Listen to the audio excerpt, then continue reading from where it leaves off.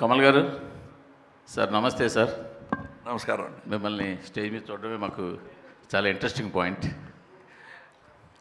As a hero with decades of experience and same time you are a politician also. So 96 నుంచి 2024 దాకా అసలు society corruption పరంగా కావచ్చు, awareness పరంగా కావచ్చు, ఏమైనా చేంజ్ అయిందని మీకు అనిపిస్తుందా? అలా చేంజ్ అయ్యి ఉంటే ఈ భారతీయుడు 2 తీయాల్సిన అవసరం ఉండేది కాదు కదా. అది మీరే జవాబు కూడా చెప్పేశారు. అంటే చేంజ్ అయ్యి ఉంటే ఈ పిక్చర్ తీసే అవసరం లేదు. The thing is it's an international thank you will have to say, because this film has become an international necessity now. And with the technology, instead of learning more, we are learning less about being honest. Honesty may not be the best policy as been taught to us, but it's a luxury very few can afford. And you must be strong enough, rich ethically to afford it. డబ్బుతో అది రాదండి. If you are ethically strong and rich ethically you can afford.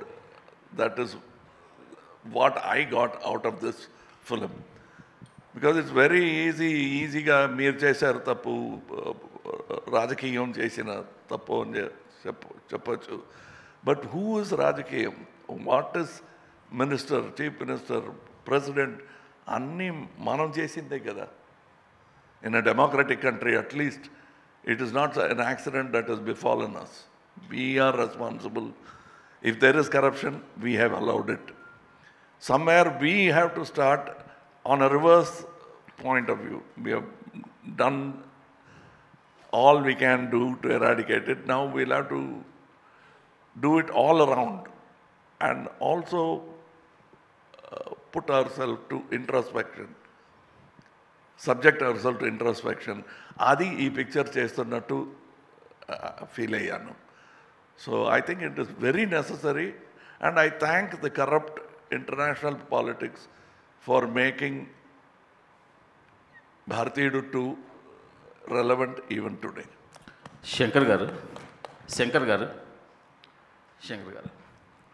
So భారతీయుడు 1లో చూస్తే కొంతమంది corrupt officers వాళ్ళని భారతీయుడు ఫనిష్ చేయడం. So ఇప్పుడు మళ్ళీ కరప్షనే ఉంది అనుకుంటే అదే ప్యాటర్న్ కాకుండా ఇంక మీరు ఏం చెప్పదలుచుకున్నారు? అదే ఈ క్వశ్చన్ నాకు కూడా వచ్చింది. స్టోరీ రాసేటప్పుడు ఏదైతే చూపించాలో ఆ పిక్చర్లో చూపించాము, దీంట్లో ఏం చూపించాలి అని ఆలోచించేటప్పుడు ఈ ఫీలింగ్ మాత్రం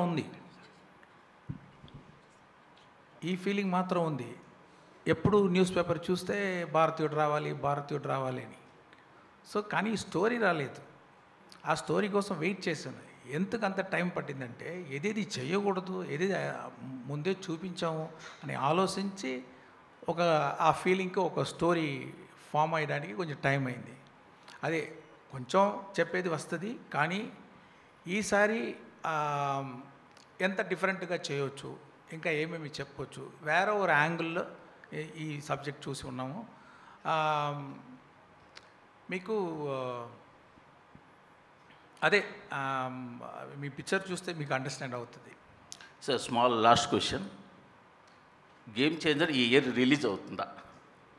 అది గేమ్ చేంజర్ రామ్ చరణ్ గారు పోర్షన్ అయిపోయింది. ఇంకా ఒక 10-15 డేస్ బ్యాలెన్స్ షూటింగ్ ఉంది.